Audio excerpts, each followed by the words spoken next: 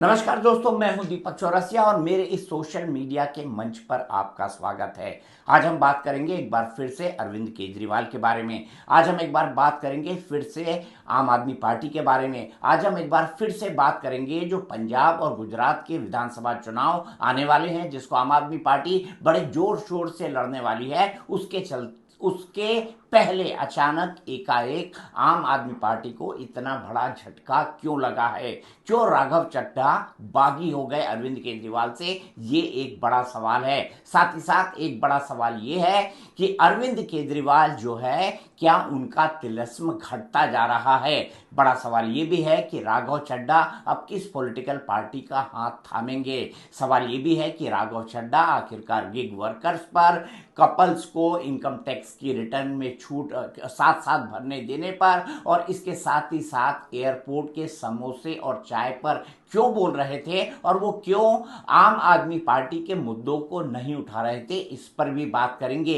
ये भी समझेंगे कि शराब घोटाले में जो लोअर कोर्ट से एक्विटल के बाद अरविंद केजरीवाल की तरफ लोगों का जमावड़ा लग जाना था, लेकिन फिर भी ऐसा नहीं हो पा रहा है। इसके क्या कारण हैं, ये भी समझेंगे कि पंजाब के सुपर सीएम रहने वाले राघव चड्ढा का आखिरकार अरविंद केजरीवाल से ये दूरी क्यों हो गई। कि एक जमाने में कहा जाता था राघव चड्ढा के बारे में ये कहा जाता था कि हो सकता है वो अरविंद केजरीवाल के दामाद बन जाएं। ये मैं सोशल मीडिया की बात कह रहा हूं और ये आम आदमी पार्टी में चर्चा का एक बहुत बड़ा कारण हुआ करता था। लेकिन उसके बाद राघव चड्ढा ने, आपको पता है, परिणीति चोपड़ा से शादी की। परिणीति चोपड़ा प्रियंका चोपड़ा की बहन है और प्रियंका चोपड़ा के पति निक जोनस एक इंटरनेशनल स्टार हैं। परिणीति खुद बहुत बड़ी फिल्म स्टार हैं और प्रियंका चोपड़ा के बारे में तो आप जानते हैं, वो बॉलीवुड और हॉलीवुड दोनों स्टार हैं। इसके बाद क्या राघव चड्ढा को अरविंद केजरीवाल रास नहीं आ रहे हैं, ये भी अपने आप में एक बड़ा सवाल है। इसके बारे में भी बात करेंगे। तो आपने ये देखा, लेकिन सबसे पहले ये सुन लीजिए कि कल राघव चड्ढा को हटाया गया राज्यसभा में जो उपनेता का पद था आम आदमी पार्टी की तरफ से, उससे। लेकिन राघव चड्ढा को हटाए जाने के बाद पूरी पार्टी खामोश रही। लेकिन राघव चड्ढा संसद भवन के सामने जाते हैं, एक वीडियो बनाते हैं और उस वीडियो के अंदर वो एक तरीके से पार्टी को ही चैलेंज दे देते हैं। एक्स पर भी पोस्ट करते हैं, जो पोस्ट इस वक्त आप एक्स का देख रहे हैं, उसमें भी वो पार्टी को चैलेंज करते हैं। यानी राघव चड्ढा बगावती हो गए हैं। इस बगावत को आम आदमी पार्टी कैसे इंटरप्रेट कर रही है, ब्लू आइड बॉय कैसे एकाएक अरविंद केजरीवाल की आंखों की किरकिरी बन गया, इस पूरे मामले में स्वाति मालीवाल का क्या कनेक्शन है, इन तमाम चीजों के बारे में बात करेंगे। लेकिन पहले देखिए राघव चड्ढा का ये छोटा सा वीडियो। मुझे जब जब पार्लियामेंट में बोलने का मौका मिलता है, मैं जनता के मुद्दे उठाता हूं और शायद ऐसे टॉपिक्स उठाता हूं जिसे आमतौर पर संसद में नहीं उठाया जाता है। लेकिन क्या जनता के मुद्दे उठाना, पब्लिक इश्यूज पे बात करना कोई अपराध है? क्या मैंने कोई गुनाह कर दिया, कोई गलती कर दी? Have I done something wrong? ये सवाल आज मैं इसलिए पूछ रहा हूं क्योंकि आम आदमी पार्टी ने राज्यसभा सेक्रेटेरिएट को ये कहा है कि राघव चड्ढा के पार्लियामेंट में बोलने पर रोक लगा दी जाए। जी हां, आम आदमी पार्टी ने पार्लियामेंट को ये सूचित किया है कि राघव चड्ढा को पार्लियामेंट में बोलने का मौका ना दिया जाए। अब भला कोई मेरे बोलने पर रोक क्यों लगाना चाहेगा? मैं तो जब बात करता हूं देश के आम आदमी की बात करता हूं। एयरपोर्ट पर मिल रहे महंगे खाने की बात रखी, जोमैटो ब्लिंकिट के डिलीवरी राइडर्स की प्रॉब्लम रखी, खाने में मिलावट का मुद्दा उठाया, टोल प्लाजा लूट से लेकर बैंक चार्जेस लूट की बात करी, यहां तक कि मिडिल क्लास पे टैक्स के बोझ से लेकर कंटेंट क्रिएटर्स पर स्ट्राइक क्यों करी जाती है, टेलीकॉम कंपनियां कैसे 12 महीने में 13 बार हमसे रिचार्ज कराती हैं, डेटा रोल ओवर नहीं देती हैं, रिचार्ज खत्म होने के बाद इनकमिंग रोक देती है, तमाम इश्यूज मैंने सदन में उठाए। और ये मुद्दे उठाने के बाद देश के आम आदमी का तो फायदा हुआ, लेकिन इससे आम आदमी पार्टी का क्या नुकसान हुआ? भला कोई मुझे बोलने से क्यों रोकना चाहेगा? कोई मेरी आवाज को क्यों बंद करना चाहेगा? खैर, आप लोग मुझे अनलिमिटेड प्यार देते हैं। मैं जब जब आपके मुद्दे उठाता हूं, आप मुझे सपोर्ट करते हैं, मुझे शाबाशी देते हैं, मेरा हौसला बढ़ाते हैं। मैं आपको कहना चाहता हूं थैंक यू। ऐसे ही मेरा हाथ और मेरा साथ थामे रखिएगा, छोड़िएगा मत। मैं आपसे हूं और मैं आपके लिए हूं। और जिन लोगों ने आज पार्लियामेंट में मेरे बोलने का अधिकार मुझसे छीन लिया, मुझे खामोश कर दिया, मैं उन्हें भी कुछ कहना चाहता हूं। मेरी खामोशी को मेरी हार मत समझ लेना। मेरी खामोशी को मेरी हार मत समझ लेना। मैं वो दरिया हूं जो वक्त आने पर सैलाब बनता है। जय हिंद। जब राघव चड्ढा का ये वीडियो सामने आया तब तक जो है आम आदमी पार्टी राघव चड्ढा के बारे में खुलकर कुछ नहीं बोल रही थी, लेकिन इसके बाद जब राघव चड्ढा ने इस वीडियो को पोस्ट किया, अब राघव चड्ढा ने ये बगावती तेवर क्यों अपनाए? क्या राघव चड्ढा ये चाहते हैं कि इन तमाम जो पॉलिटिकल पार्टीज हैं या भारतीय जनता पार्टी है उनकी तरफ से उनको दाना डाला जाए, क्योंकि पंजाब चुनाव अब सामने है, इसीलिए अब आम आदमी पार्टी भी डैमेज कंट्रोल कर रही है। आम आदमी पार्टी उन पर आरोप लगा रही है कि वो मोदी से डर गए। अब राघव चड्ढा का एक एंगल आप समझिए, जितने भी आम आदमी पार्टी के फाइनेंशियल डिसीजंस होते थे, आम आदमी पार्टी सरकार के फाइनेंशियल डिसीजंस होते थे, उसमें राघव चड्ढा का एक बड़ा से होता था। वो से क्या है? वो से ये है कि वो खुद एक चार्टर्ड अकाउंटेंट है। पार्टी की जितनी भी फाइनेंशियल एक्टिविटीज होती थी उसमें राघव चड्ढा इन्वॉल्व होते थे। तो अब यहां ये कहा जा रहा है कि राघव चड्ढा इस बात से डर गए कि कहीं उन्हें भी जेल के अंदर न डाल दिया जाए, और इसी बात को इंडिकेट कर रही हैं आतिशी भी और संजय सिंह भी कि पार्टी से वो बहुत पहले ही दूर हो चुके थे। आज मैं राज्यसभा सांसद राघव चड्ढा जी से कुछ सवाल पूछना चाहती हूँ। राघव जी, आप बीजेपी से इतना डरते क्यों? आप बीजेपी से सवाल उठाने से डरते क्यों हैं? आप मोदी जी से सवाल उठाने से डरते क्यों हैं? आज हमारा देश एक बहुत बड़े संकट से गुजर रहा है। आज हमारे देश के लोकतंत्र पर, आज हमारे देश के संविधान पर खतरा, आज हमारी आंखों के सामने इलेक्शन कमीशन का मिसयूज करके पश्चिम बंगाल का इलेक्शन चुराया जा रहा है, लेकिन आप उस पर सवाल नहीं उठा रहे, आप उस पर बोलने से डर रहे हैं।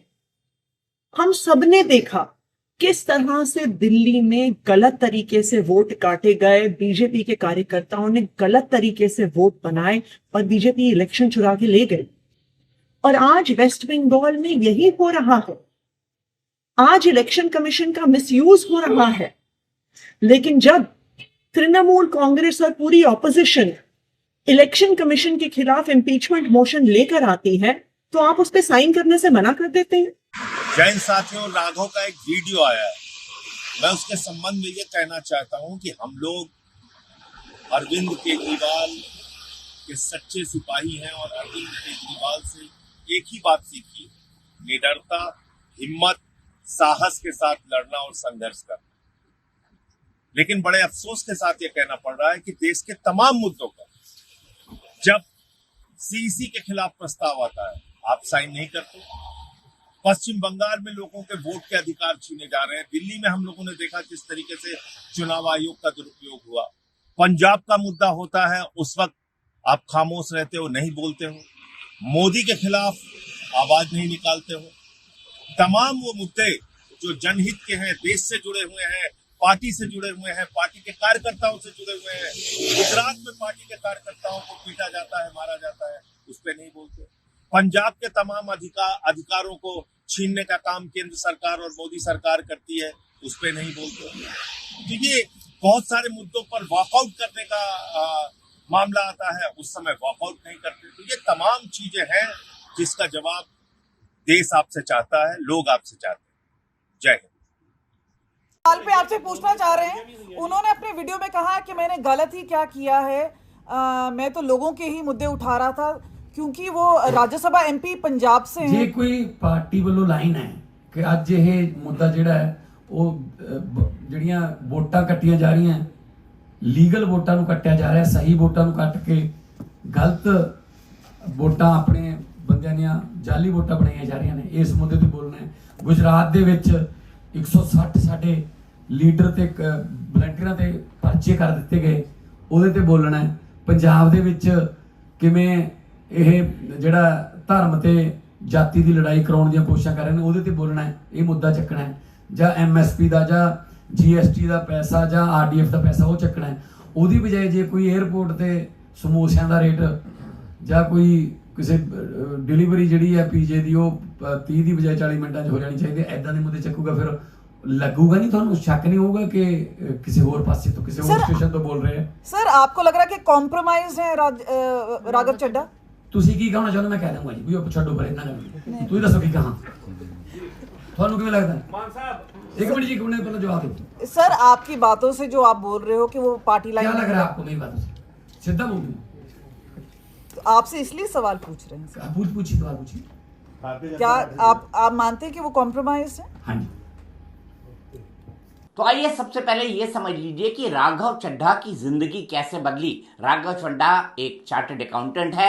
राघव चड्ढा आंदोलन के वक्त से जो है अरविंद केजरीवाल के पास आया करते थे, जाया करते थे, लेकिन एक्टिवली वो आम आदमी पार्टी से जुड़े 2013 के चुनाव के वक्त, जब एक स्टिंग ऑपरेशन आया जिसमें आम आदमी पार्टी के कुछ नेताओं पर कैश की डीलिंग का आरोप लगा, तब जो योगेंद्र यादव आम आदमी पार्टी के नेता थे वो उनको पार्टी के अंदर लेके आए, उनके साथ आतिशी एक कमेटी बनी, उसने उस स्टिंग ऑपरेशन की जांच की और तब से वो पार्टी के स्पोक्स पर्सन बने। स्पोक्स पर्सन बनने के बाद उन्होंने आर्टिकुलेट है, हैंडसम दिखते हैं, यंग है, लोगों को पसंद है, सोशल मीडिया पर ट्रेंड होते हैं, इसीलिए जो राघव चड्ढा है वो अरविंद केजरीवाल की राजनीति को बहुत सूट किया। अरविंद केजरीवाल की इस राजनीति को बहुत सूट किया उन्होंने, और अरविंद केजरीवाल ने उनको न केवल पार्टी की मुख्य लाइन में लाया, डिसीजन मेकिंग के अंदर लाया, बल्कि राज्यसभा का MP भी बनाया और पंजाब का सुपर CM बनाया। पंजाब के इलेक्शन कैंपेन, गोवा के इलेक्शन कैंपेन, गुजरात के इलेक्शन कैंपेन, दिल्ली के तमाम काम, इन सब काम करने में राघव चड्ढा का महत्वपूर्ण रोल होता था। लेकिन राघव चड्ढा जो बदले हैं, क्या वो साबित करता है कि अरविंद केजरीवाल अपनी अन्ना आंदोलन वाली उस टीम को एकजुट रखने में असफल हुए हैं? इसी को समझेंगे ओम प्रकाश के साथ। ओम प्रकाश मेरे साथ हर रोज की तरह मौजूद है। क्या हुआ ओम प्रकाश आम आदमी पार्टी में? है देखिए दीपक जी, सबसे पहले आप उस टीम को याद करिए जो 2013 की टीम थी, जो 2014 की टीम थी, जो 2015 की टीम थी। कौन लोग थे उस टीम में? अरविंद केजरीवाल अकेले, अन्ना आंदोलन मत भूलिए। वैसे ही कह रहा हूं, अरविंद केजरीवाल अकेले थे या सिर्फ मनोज सिसोदिया थे, सिर्फ संजय सिंह थे, सिर्फ आतिशी मारलेना थी? कौन लोग थे उस टीम में? उस टीम में योगेंद्र यादव थे, उस टीम में राघव चड्ढा था, उस टीम में ऐसे कई नाम थे जिनका देशव्यापी, प्रशांत भूषण थे, देशव्यापी इंपैक्ट था, जो अपने स्ट्रेटजीज के लिए फेमस है। राघव चड्ढा को उस स्ट्रेटजी के पार्ट में रखा गया। आपको याद हो कि 2022 के पंजाब चुनाव में कैसे राघव चड्ढा बढ़ चढ़ के हिस्सा ले रहे थे और माना गया था कि पूरी स्ट्रेटजी का जो सबसे अहम पार्ट है अरविंद केजरीवाल के बाद तो राघव चड्ढा ही है, और इसी को लेकर कई तरीके के बयानबाजी, मीम्स और सब चीजें चलती रही 2023 तक, जब तक कि आम आदमी पार्टी पर एक्साइज पॉलिसी की मार न पड़ी। तब तक आपको याद हो राघव चड्ढा उतने ही एक्टिव रहे पंजाब से लेकर दिल्ली में डिसीजंस। पंजाब के सुपर CM थे, 1.5 साल तक उन्होंने पंजाब की सरकार चलाई। भगवंत मान नाराज रहते थे। बिल्कुल, इसीलिए कह रहा हूं कि वो बहुत एक्टिव रहते थे दिल्ली के भी फैसलों में। 2000 की जो 2 बार की सरकार थी, उन दोनों सरकारों में राघव चड्ढा का पोजीशन अलग था। जल बोर्ड के चेयरमैन से, जल बोर्ड के चेयरमैन रहे, डिसीजन से लेकर सरकार के डिसीजन तक हर चीज में जो है 5 अहम लोगों का जो टीम थी अरविंद केजरीवाल की कोठरी वाली, उसमें राघव चड्ढा थे। तो अरविंद केजरीवाल के लिए मैं कहूंगा दीपक जी कि अरविंद केजरीवाल अपनी टीम को अपने साथ लेकर आगे चलने में शायद विफल रहे। राघव चड्ढा उसका लेटेस्ट एग्जांपल है। राघव चड्ढा ने जरूर पंजाब का मुद्दा नहीं उठाया, आम आदमी पार्टी की कही हुई बातें नहीं मानी, जो अब कुछ ऑन रिकॉर्ड देख रहा हूं, जो अनुराग ढांढा कह रहे हैं, जो संजय सिंह कह रहे हैं, जो अतिशी कह रही हैं। लेकिन राघव चड्ढा ने कम इंपॉर्टेंट मामले नहीं उठाए, आम लोगों से जुड़े मामले ही उठाए पार्लियामेंट में। क्या पार्लियामेंट में सीम की कालाबाजारी या ज्यादा लोगों को पैसे दिलाना या दूसरे टॉपिक्स को उठाना, क्या ये टॉपिक नहीं है? क्या आम लोगों से जुड़े दूसरे सवालात उठाना गुनाह है पार्लियामेंट में? जाहिर तौर पे नहीं। लेकिन अरविंद केजरीवाल और उनकी टीम को बहुत दिनों से शायद लग रहा था कि राघव चड्ढा उनके लीग से हट रहे हैं। आपको याद हो दीपक जी, हम लोग कई बार वैसे चर्चा करते थे कि भाई इतना को सब कुछ हो रहा है, राघव चड्ढा कहां गायब है?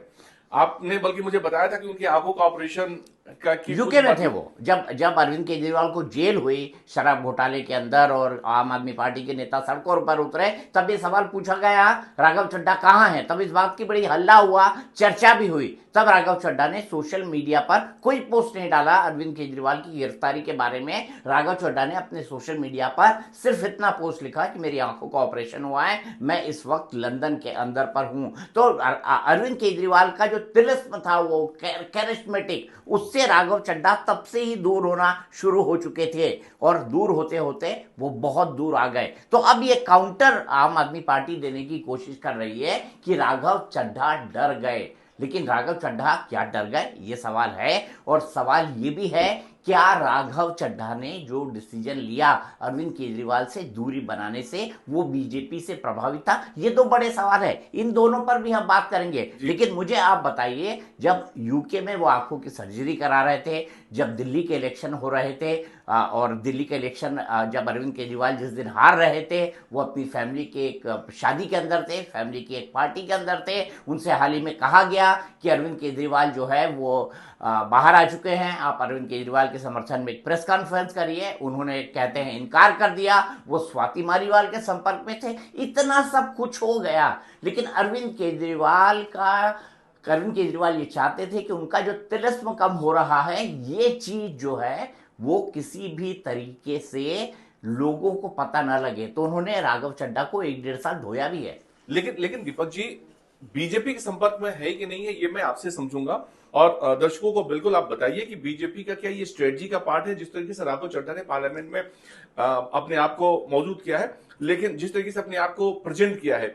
चूंकि पंजाब का चुनाव सामने है 2027 है, इसी पंजाब के चुनाव में राघव चड्ढा के करिश्मा लोगों ने देखा है, स्ट्रेटजी देखी है, तो हो सकता है बीजेपी का फर्दर प्लान हो जिसको अरविंद केजरीवाल भांपे हो। लेकिन सबसे महत्वपूर्ण है कि क्या यह समय है जब अरविंद केजरीवाल अपनी टीम को बिखेरेंगे, अपनी टीम को समेटने के बजाय बिखेर रहे हैं, और अरविंद केजरीवाल इसी टीम के भरोसे पंजाब का भी वो दांव खेलने वाले हैं अगले साल, जो उन्होंने 1 साल पहले दिल्ली में खेला है। क्योंकि राघव चड्ढा उस टीम में भी नहीं थे और आप अब नई टीम के साथ ही अरविंद केजरीवाल को करना है। आपको लगता है कि राघव चड्ढा वाकई भाजपा के संपर्क में है और बीजेपी के ही स्ट्रेटजी के पार्ट में राघव चड्ढा ने पार्लियामेंट में प्रेजेंट किया अपने आप को? मुझे ऐसा नहीं लगता। वो स्वाति मालीवाल के संपर्क में है, पर क्या भारतीय जनता पार्टी के किसी बड़े नेता के वो संपर्क में है? ऐसा मेरी जानकारी के हिसाब से बिल्कुल नहीं है। राघव चड्ढा राज्यसभा के सांसद हैं। सब जगह नमस्कार, चमत्कार, दुआ, सलाम, सेंट्रल हॉल में बातचीत, ये तो सभी पॉलिटिकल पार्टी से होती है। और जब कोई सांसद का अपनी पार्टी के लिए बिहेवियर चेंज होता है ना, तो नजर तो पड़ती है। तो मेरे हिसाब से भारतीय जनता पार्टी की रणनीति ने उन्हें स्पॉट करके रखा होगा। और राघव चड्ढा वैसे भी अभी चाहे भी तो भारतीय जनता पार्टी में नहीं आ सकते, क्योंकि मेरे ख्याल से उनका 1.5 से 2 साल का कार्यकाल बचा हुआ है। अगर आम आदमी छोड़ के वो भारतीय जनता पार्टी में ज्वाइन करते हैं तो उन्हें राज्यसभा से इस्तीफा देना होगा। तो काय को वो अपनी मेंबरी को खराब करेंगे? जैसे स्वाति मालीवाल अभी भी राज्यसभा की मेंबर बनी हुई है, आम आदमी पार्टी से इस्तीफा नहीं दे रही हैं, रोज अरविंद केजरीवाल की छाती पर मूंग दलती हैं। और क्या राघव चड्ढा भी वैसा करेंगे? राघव चड्ढा ऐसा करेंगे, इसके इंडिकेट उन्होंने दे दिए हैं। बगावत की बात उन्होंने कर दी। उन्होंने शेर भी कहा है ना कि सैलाब दरिया हूं लेकिन सैलाब बन जाऊंगा। तो क्या ये सैलाब बनेंगे वो पंजाब के लिए? देखिए, भारतीय जनता पार्टी को भी एक लाइन कहना चाहता हूँ, भारतीय जनता पार्टी को भी पंजाब के लिए, पंजाब में अपने के लिए नई स्ट्रैटेजी बनानी है। तो मुझे लगता है कि अगर उनको इस तरह का एक सपोर्ट मिलेगा जिसको पंजाब की सरकार और अरविंद केजरीवाल की जो अंदरूनी चीजें हैं उनके बारे में सब कुछ जानकारी हो, तो मेरे ख्याल से भारतीय जनता पार्टी आपने जवाब दे दिया। आपने आखिरी लाइन में जवाब दे दिया कि राघव चड्ढा वुड बी अमल एक स्ट्रेटजी के पार्ट हो सकते हैं जो बाद में शायद क्लियर हो। लेकिन अरविंद केजरीवाल की आप टीम को देखिए दीपक जी, कि पुरानी टीम कौन लोग थे और नई टीम में अशोक मित्तल, गुप्ता जी, जो ये स्कूल वाले, और मतलब ऐसे लोगों की भरमार है। मतलब अरविंद केजरीवाल की टीम में स्ट्रेटजिस्ट कहां है? अरविंद केजरीवाल की टीम में बिजनेसमैन की मुझे लगता है ज्यादा पूछ हो रही है। क्यों? देखिए, हर पॉलिटिकल पार्टी राज्यसभा की सीट बेचती है। और मैं ये कह दूं, अरविंद केजरीवाल कुछ लोगों को छोड़ दिया, जैसे संजय सिंह उनके पुराने साथी, उनको उन्होंने अरविंद केजरीवाल ने राज्यसभा दी। राघव चड्ढा उनसे खुश थे, ब्लू वाइट बाय थे, इसलिए उन्होंने राज्यसभा की सीट दी। लेकिन जितने भी बिजनेसमैन को सीट्स दी गई है ना, उन बिजनेसमैन की सीट जो है उसमें नगद नारायण का इस्तेमाल जरूर हुआ है, और मैं ठोक बजा के कह सकता हूं, और हर छोटी पॉलिटिकल पार्टी ये करती है। तो उसी के हिसाब से इस तरह के लोग उनके साथ जुड़े हैं। देखिए, हर पार्टी को चलाने के लिए धन की जरूरत लगती है।